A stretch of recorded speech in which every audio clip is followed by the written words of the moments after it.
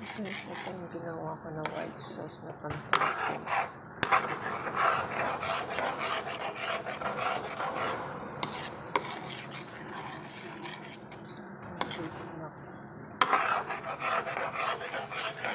So, ito yung nagawa ko guys na mac spaghetti. So, ibe-bake natin siya. Ito yung ating white sauce. So, i-assemble ko muna siya guys. Ayan, bago natin i-bake. So, ayan guys, ready na siya for baking. Ayan, gumawa muna ako ng 4 kasi maliit yung ating oven. So, ayan guys, bake ko siya ng 20 minutes total. Ayan guys, bake natin muna ng 15 minutes and then i-broil natin ng 5 minutes.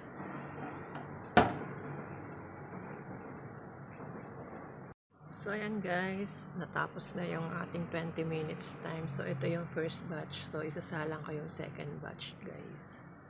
So, ito yung ating second batch guys. So, ayan, i-bake na rin natin ulit siya.